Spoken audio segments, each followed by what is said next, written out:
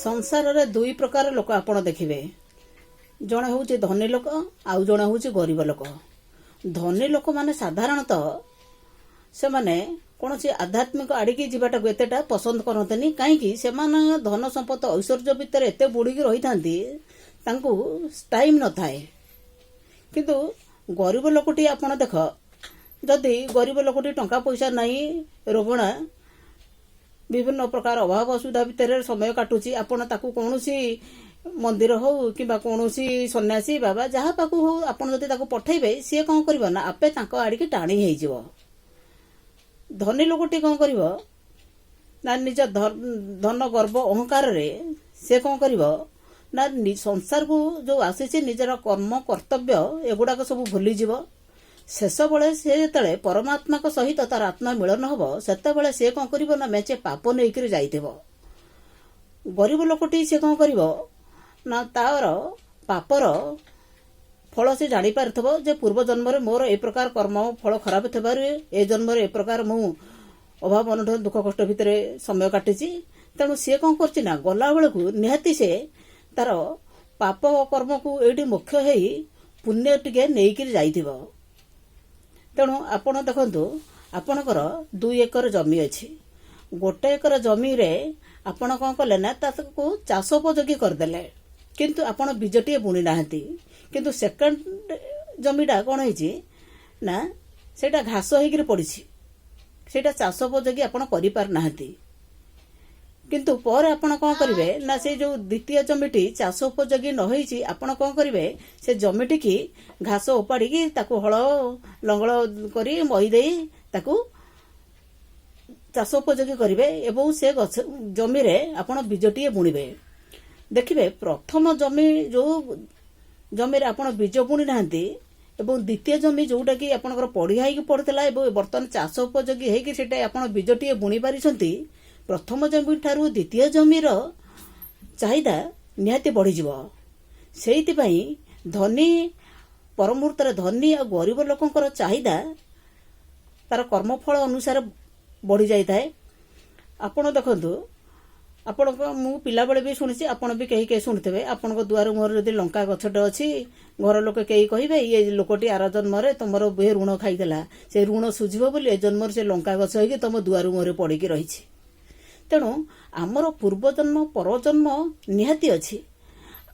आपण देखिए गरीब परिवार जन्म हो गोटे लोक धनी घर परिवार जन्म हो छोट पिला तांकर तो जन्मरु कर्मफल खराब नथिला। तेणु से कौन पाई धनी या गरीब घर जन्म हेले ना सेमानकर पूर्वजन्मर कर्मफल सेमानकर पूर्वजन्मर कर्मफल नहीं से माने ए जन्म रे गरीब और धनी घर जन्म होइछंती।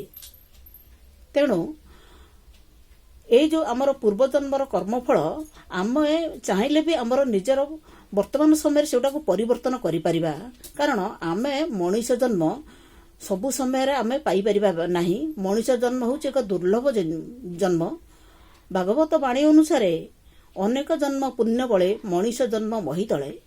तेणु आपण देखिबे गोटे डालरू जदि पत्रटी खसी पड़ला से पत्रटी पुनर्बार से डालरे लागि पार नाही। तेणु ए जन्मरे जदि आमे आमर कौनसी कर्म कर्तव्य अवहेला करिबा तबे आमे जे पुनर्बार से मनुष्य जन्म पाइबा सेटा कहि हबो नाही। मनुष्य कर्म नेइकरी जदि आपण परधन हरण रहिले तबे ता पर जन्मरे आपण गोटे चोर हेबे।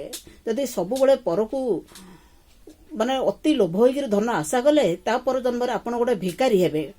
कुकुर माकड़ बिलेई ए प्रकार जन्म पाइबे। तेणु मनुष्य भली एक दुर्लभ जन्म बारंबार मनुष्य को मिले नहीं।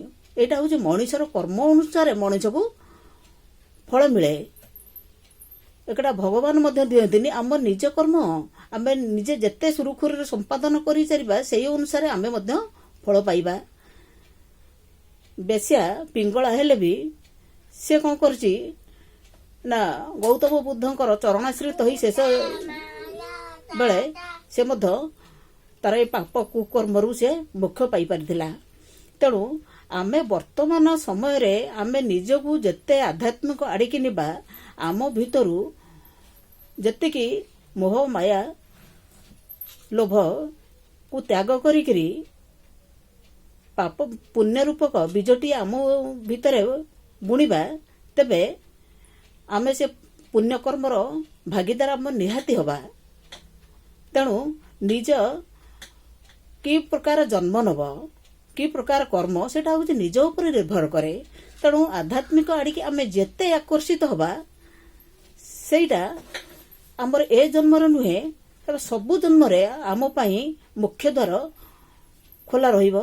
ଜଣେ ମୋତେ କୋଶ୍ଚିନ୍ କଲେ ଯେ ଭାଗବତରେ କ'ଣ ଲେଖା ଅଛି ଯେ ଥରେ ବିବାହ ବନ୍ଧନରେ ବାନ୍ଧି ହେଲେ ୟା 7 ଜନ୍ମ ପାଇଁ ରୁହେ। ମୁଁ ତାଙ୍କୁ କହିଲି ଯେ ବିବାହ କେତେବେଳେ କ'ଣ ଥିଲା, କିନ୍ତୁ ବର୍ତ୍ତମାନ ସମୟରେ ବିବାହ 7 ଜନ୍ମ ନୁହେଁ, ବର୍ତ୍ତମାନ 7 ମିନିଟ୍, 7 ସେକେଣ୍ଡ, 7 ମାସ, 7 ଦିନ ଯାଏ ବି ତିଷ୍ଠିକିରି ରହୁନି। ତେଣୁ ବର୍ତ୍ତମାନ ଯେମିତିକା ସୁପ୍ରିମକୋର୍ଟ ତାଙ୍କର ନୀତି ନିୟମ ବଦଳେଇ ଦେଲେଣି ଯେ ଯେତେଟା ବାହା ହେଇପାରିବ, ସେମାନଙ୍କ ପାଇଁ କୌଣସି ବାଧାବନ୍ଧନ ନାହିଁ। ସେମିତି ପ୍ରଭୁ ବି ତାଙ୍କର ନୀତି ନିୟମ ବଦଳେଇ ଦେଲେଣି। ମଣିଷର କର୍ମ ଅନୁସାରେ ସିଏ ତାର କେତେ ଜନ୍ମର ସାଥୀ ହେବ, ସେଟା ତାର ନିଜ ଉପରେ ନିର୍ଭର କରେ। ନିଜର ସ୍ୱାମୀ ପ୍ରତି ଭକ୍ତି, ଭଲ ପାଇବା, ଶ୍ରଦ୍ଧା, ଏଇଟା ତା ନିଜ କର୍ମ ଉପରେ ନିର୍ଭର କରେ। ତେଣୁ ଏଇ ଯୋଉ ସିନେମା ଗୋଟେ ଅଛି ସାଥୀ ତୁ 7 ଜନ୍ମର, ଏଇଟା ଗୋଟେ ବର୍ତ୍ତମାନ ହେଇଗଲାଣି ମଣିଷ ମନର ଗୋଟେ ଭୁଲ ଚିନ୍ତାଧାରା।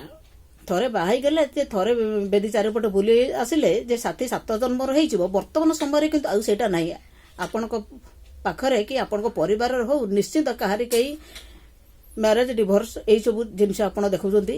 ତେଣୁ ଏଇଟା 7 ଜନ୍ମର କୋଉଠି ରହିଲା? ତେଣୁ ପ୍ରତ୍ୟେକ ଜିନିଷ ଗୁଡ଼ାକ ଆମ ନିଜର କର୍ମଫଳ ଉପରେ ନିର୍ଭର କରେ।